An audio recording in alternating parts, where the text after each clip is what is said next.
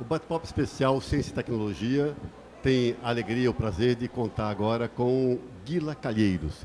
Ele é secretário nacional de Desenvolvimento Tecnológico do Ministério de Ciência, Tecnologia e Inovação. Guila, eu quero fazer uma pergunta para ti de imediato. Por que é importante o país discutir, desde a base, ciência e tecnologia? Como você trouxe a própria palavra, né? Na base, precisamos discutir a base da economia. A base da economia ela vem a partir da ciência e da tecnologia. Sem ciência, sem conhecimento, sem tecnologia, aplicação desse conhecimento, né, em artefatos ou em metodologias, a gente não tem o desenvolvimento econômico. Né? Tudo que a gente tem hoje no nosso cotidiano, dos produtos e serviços, né, que a gente tem, seja na saúde, na educação, vem com base na ciência, vem com base no conhecimento, vem com base na aplicação desse conhecimento em forma de tecnologia para a gente usufruir. Então, na base, tudo é ciência, tudo é tecnologia. E você costuma falar que sem ciência não há inovação, que é o tripé que você sempre trabalha, né? Exatamente. Então, a ciência é a produção do conhecimento, né? Quando a gente aplica esse conhecimento, né, temos a tecnologia. E quando a gente leva essa tecnologia para a sociedade em forma de produtos ou serviço, né, a gente está levando a inovação como uma novidade, uma primeira aplicação dessa tecnologia em prol ou a serviço da sociedade, em determinado contexto, seja no contexto empresarial, seja no contexto da educação, seja no contexto da saúde. Então a inovação ela é fruto da ciência e da tecnologia. Sem ciência, sem tecnologia, a gente não tem inovação. Podemos dizer que um dos desafios que vocês têm no Ministério é esse de transformar um país que vende produto in natura para um país também que processa. Como é que é isso? Os chamados países desenvolvidos, né, eles investiram fortemente na sua ciência e tecnologia. Né? Ele tem conhecimento nacional para poder aplicar esse conhecimento e tirar os ganhos econômicos da aplicação desse conhecimento através dos seus produtos e serviços.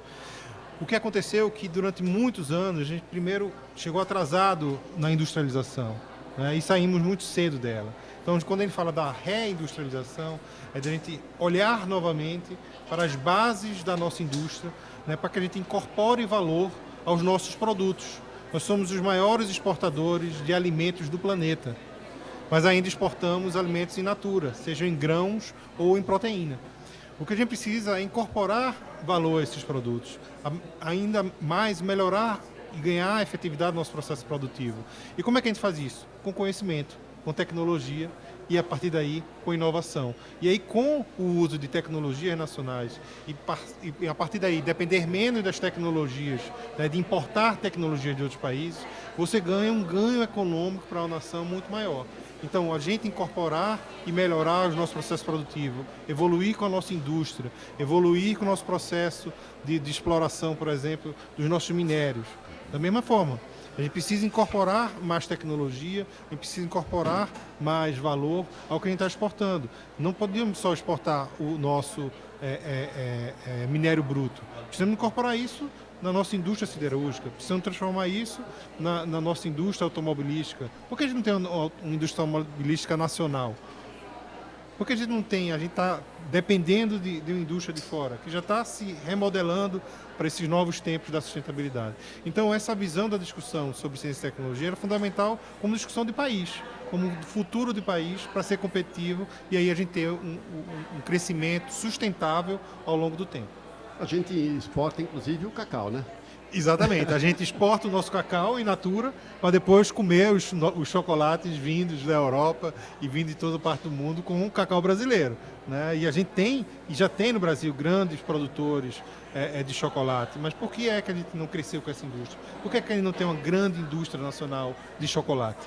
Então é essa revisão, esse olhar que a gente precisa trazer, quando a gente incorpora, a gente cria uma estratégia nacional da reindustrialização, que é uma estratégia do governo federal, não é só do Ministério da Ciência e Tecnologia, obviamente. A gente faz a nossa contribuição de fazer a conexão da produção do conhecimento com a incorporação do desenvolvimento tecnológico para a indústria, mas tem um papel do nosso Ministério do Desenvolvimento, Indústria e Comércio, né, que está mais conectado com a indústria nacional, com o setor empresarial, para que a gente traga eles junto com as nossas instituições de pesquisa, né, para produzir e evoluir com o seu processo produtivo, incorporar valor aos nossos produtos.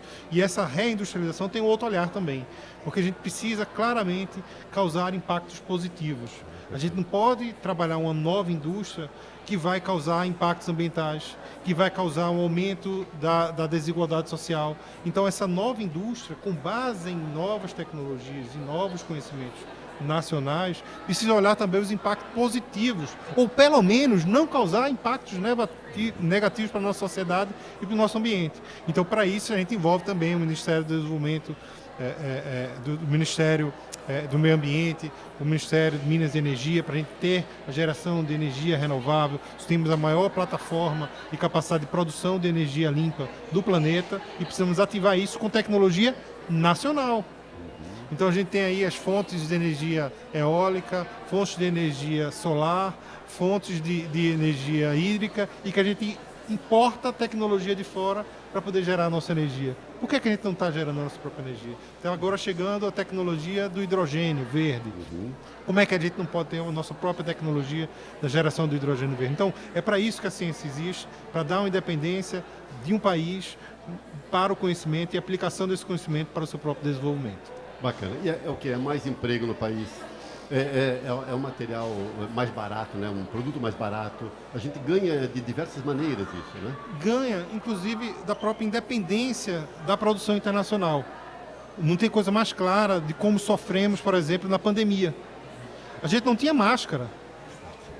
Básico. A gente não tinha respirador. A gente não tinha os insumos básicos, apesar de ter a capacidade de produzir a vacina, não tinha os insumos básicos para produzir a vacina. Temos que brigar numa concorrência internacional. Por quê? Porque a gente não tinha uma indústria nacional na área de saúde, né, que tivesse um complexo que atendesse às demandas prioritárias, que atendesse a nossa demanda nacional. Então não é só uma questão econômica. Obviamente, se a tecnologia ela vem do Brasil, se a gente não precisa comprar essa tecnologia de fora, você tem um maior ganho produtivo. Mas também você tem a independência da capacidade de suprir em momentos de dificuldade, né, a própria demanda nacional. E não está dependendo de outros mercados para você atender demandas tão necessárias e tão urgentes como uma pandemia. Então, por isso a gente tem dentro das linhas da reindustrialização, essa reindustrialização e o fortalecimento do complexo econômico e industrial da saúde. Né, de trabalhar de forma estratégica como a gente ganha independência em áreas estratégicas da saúde. Então isso é parte da uma estratégia, parte da construção dessa mudança de mentalidade que a gente está tendo com o Brasil, com foco baseado na ciência. Por isso o Ministério não trata mais como ciência e tecnologia, é do nosso cafofo, mas sim envolve todos os ministérios. Uma coisa que é clara nesse governo Lula é a articulação interministerial. Legal. O que a gente faz dentro do Ministério da Ciência e Tecnologia é algo transversal. O conhecimento ele é transversal para a área do meio ambiente, para a área da energia, para a área da saúde, para a área da educação, para a área da cultura e para a área, obviamente, do desenvolvimento econômico. A gente é fator de apoio aos demais ministérios, às demais políticas públicas, porque com conhecimento aplicado nesses setores é que a gente vai gerar uma qualidade de vida melhor para a nossa sociedade. Bacana. Um país como esse, desse tamanho, com tanta gente, é um absurdo não ter essa construção, né, em parceria. E esse desafio que a gente tem cotidiano, né, aqui, estamos dentro aqui da Universidade Tecnológica Federal do Paraná. Né? Como é que a gente faz com o conhecimento aqui produzido, a ciência aqui gerada pelos seus pesquisadores, pelos seus professores, pelos alunos, chegue para a sociedade? Né? A gente precisa abrir nossas universidades. São grandes centros de referência na produção de conhecimento, mas a gente precisa aplicar esse conhecimento e levar ele através de tecnologia para a sociedade, para que ela possa usufruir disso. Então esse é o papel do Sistema de Ciência, Tecnologia e Inovação, né? De levar o conhecimento aplicado de forma relevante para a necessidade da sociedade. E é isso que a gente vem trabalhando e articulando de uma forma muito efetiva a partir do nosso Sistema Nacional de Ciência e Tecnologia. E este é um dos objetivos dessas conferências que acontecem agora no Brasil inteiro.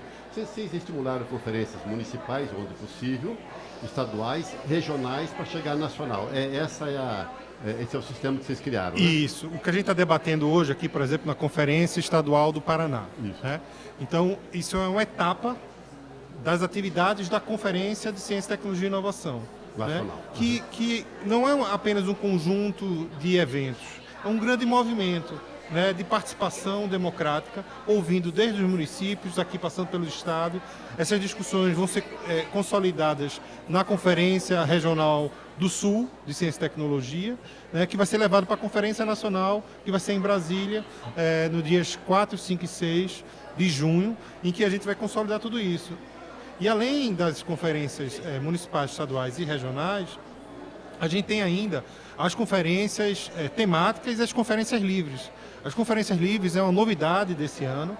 A gente já tem mais de 120 conferências livres confirmadas, grande parte já realizada, e que, apesar de ser feito de forma independente, né, por parte de atores do Sistema Nacional de Ciência e Tecnologia, sua contribuição vai ser da mesma forma que estão indo as contribuições das demais conferências, para consolidar a nossa base para as diretrizes estratégicas para a nossa Estratégia Nacional de Ciência, Tecnologia e Inovação. Então, é um grande movimento democrático de ouvir quem faz ciência, de ouvir quem aplica essa ciência em tecnologias, para ouvir quem leva essa tecnologia para a sociedade, os nossos empreendedores, e com isso a gente consolidar, de fato, uma política nacional democrática e que olhe para o sistema, e cada um dos atores do Sistema Nacional de Ciência e Tecnologia sabe como vão contribuir para ele, né? Qual o seu papel dentro do sistema, e de uma forma articulada temos uma ação coletiva, né, para levar a inovação para a sociedade a partir do nosso conhecimento. E aí tirar todas as diretrizes nacionais mesmo. Agora, vocês estão arrumando para a cabeça, não estão não? Porque imagina o que vem de um país com tanta diversidade. Bom, pega uma Amazônia e um Sul, só para pegar dois extremos, né? Geográfico, mas também de necessidades, de criatividade e tudo. Como é que vai ser isso, juntar tudo isso num documento só, digamos assim? Esse é um grande desafio que a gente tem, mas a gente não podia deixar de assumi-lo, né? A gente não pode fazer a política a partir de Brasília. A gente precisa ouvir as bases, precisa ouvir cada uma das cidades, dos estados, das regiões, saber suas especificidades, seus desafios e as oportunidades que lá estão. Então, para isso, a gente precisa fazer esse trabalho amplo. Pela primeira vez, estamos fazendo as conferências estaduais em todos os estados. Os 27 estados da federação vão realizar suas conferências estaduais. Isso é fundamental, né? E como é que a gente consolida? Com o uso da tecnologia. A gente vai ter um suporte, né, das tecnologias de inteligência artificial para nos ajudar a consolidar todo o conteúdo, indexar esse conteúdo, organizar esse conteúdo, para que no final a gente consiga abarcar e compilar e ter um documento em que, de fato, a gente consiga juntar tudo aquilo que está sendo trabalhado e discutido em todas as conferências e atividades da conferência. Legal, um desafio enorme. Agora eu quero então, por último, que se faz no começo, vou fazer por final. Quem é o Guila Calheiros? Porque você não é um cara achado, bota ele para coordenar. Você tem toda uma experiência nessa área, né? Você já ministra, convidou alguém que não vai chegar lá para... O que é isso mesmo? Para aprender, fazer, para coordenar. Fala um pouco do Gui, da sua história e como você está vinculado para que você saiba que está em boas mãos essa conferência, esse trabalho todo nacional. Bom, Guila, ele desde jovem, desde estudante de universidade, ele começou a trabalhar como estagiário numa empresa de tecnologia do Porto Digital, né?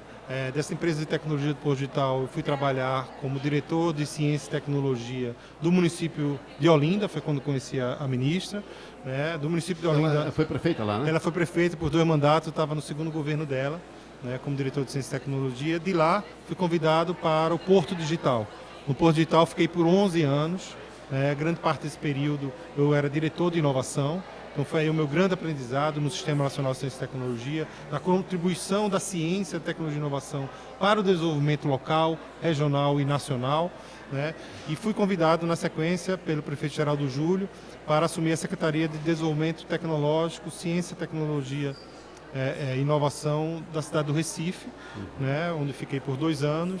De lá fui para Brasília, assumi a gestão da Amprotec, que é a nossa associação nacional que congrega os parques tecnológicos, incubadores de empresas, hubs de inovação, aceleradores de empresas. Então, a gente trabalhou em toda uma articulação desses ambientes de inovação que fazem a conexão justamente da produção do conhecimento com a aplicação desse conhecimento para a sociedade através de produtos e serviços. E, no ano passado, eu recebi o convite da nossa ministra Luciana Santos para assumir a Secretaria de Desenvolvimento Tecnológico e Inovação, a qual estou trabalhando há quase 9 meses, tentando fazer essa articulação nacional, essa orientação de uma política nacional de ciência, tecnologia e inovação, principalmente com base nessa articulação que estamos fazendo na conferência e suas atividades.